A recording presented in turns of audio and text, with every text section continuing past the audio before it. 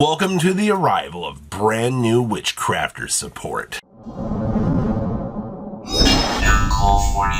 Make sure you guys smash the living crap out of that subscribe button so you guys don't miss out on more content. So how big of a hat can one magician have? Well, evidently the bigger the hat, the more power that a card actually can bring. And yes, we actually have your art for the pack. And I'm not going to lie to you, might actually be one of the coolest arts that we have seen.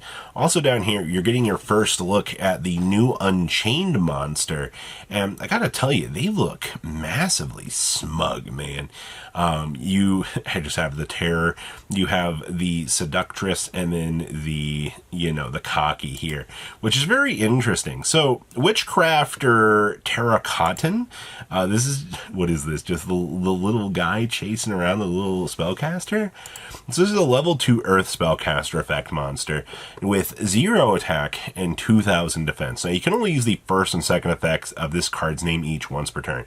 So if this card is in your hand, you can target a Witchcrafter card in your graveyard except for Terracotten and add it to your hand. And if you do, special summon this card.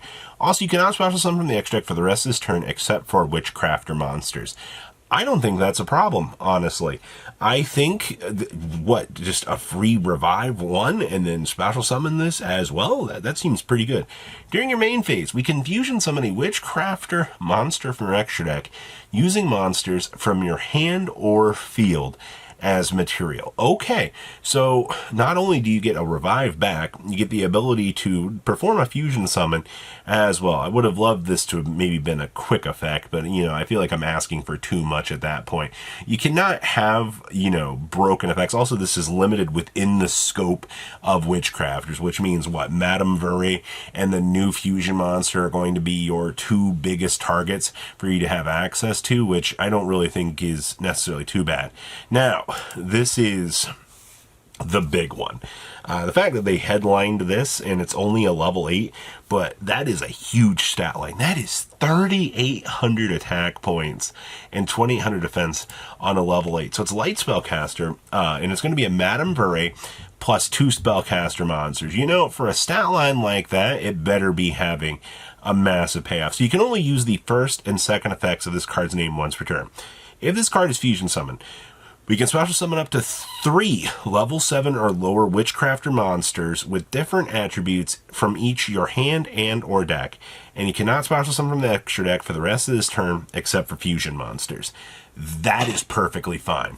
And then during your end phase, if this card is in your graveyard, you can reveal a spell in your hand and special summon this card in defense mode.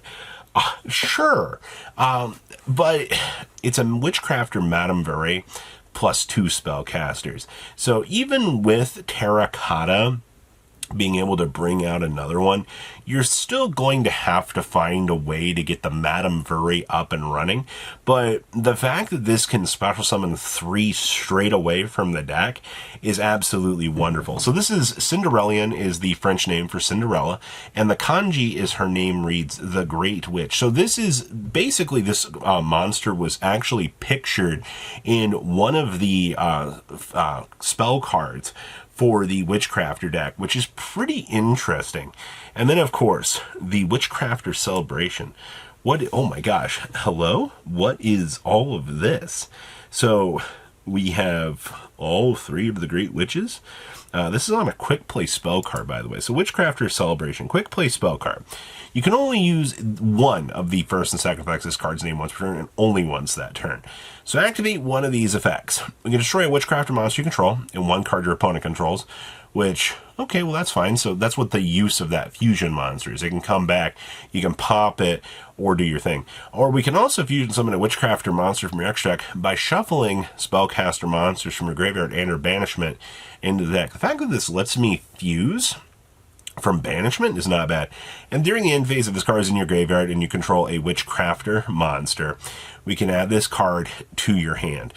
You know, this was the problem with Witchcrafter, and I hope, like, when I get down here to the field spell, I hope they've actually patched this up, because it was always, you know, you want the cards to be able to recur back to your hand in the same turn, because that's always been the problem with this deck. You know, you're not getting enough streamlined advantage to make this deck work, or, you know, you have to go through the multiple turns in order to have this deck do its thing. That's not... It's not what you can have this deck actually doing. So, Wall Perugus. Alright, wow, they actually have the entire witches all on their brooms on a field spell. That's beautiful. So, Wall Perugus, you can only use the first effect of this card's name once per turn. And it's on a field spell, by the way.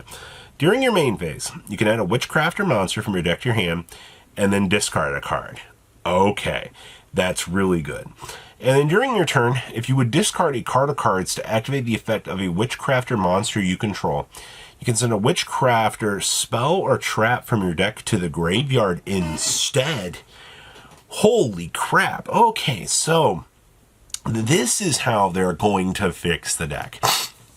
So now I can inadvertently I can send the ones that I'm not going to have access to get them into rotation because it's in the graveyard. So now it can recur itself back to my hand.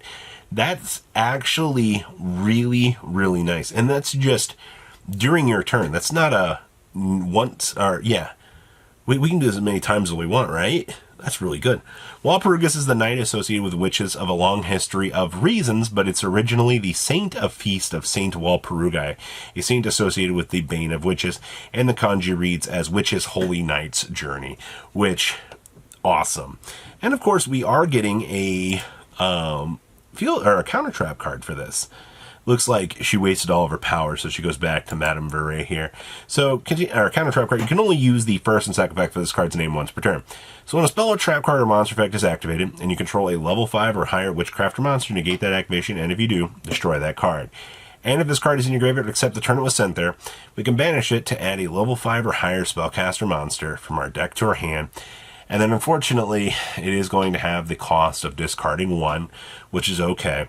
And then your Overframe, which, you know what? I'm okay with this. They didn't have to do a lot to extend out this card, but, like, this is pretty simple. Also, if they had, you know, tucked this up a little bit higher, unfortunately, it would have kind of conflicted with what's up here. So, you know, for this just being a little bit more simplistic of an Overframe, I'm actually kind of okay with this. This is the kind of stuff I like to see within the game. You know, they do pretty good with this. Also, Verahane, Adele, Shmeta, Pittore, Pottery, Jenny, Golem, Vice Madam, Creation, Holiday, Fusion, Confession, Draping, Unveiling, By Street, Lacrima, Apply, and Patronus are all going to be your reprints for this. So this is an interesting set, I will say. So please leave a comment down below, tell me what you guys think, and I'll see your beautiful faces back here in the day, guys. Patrons, thank you.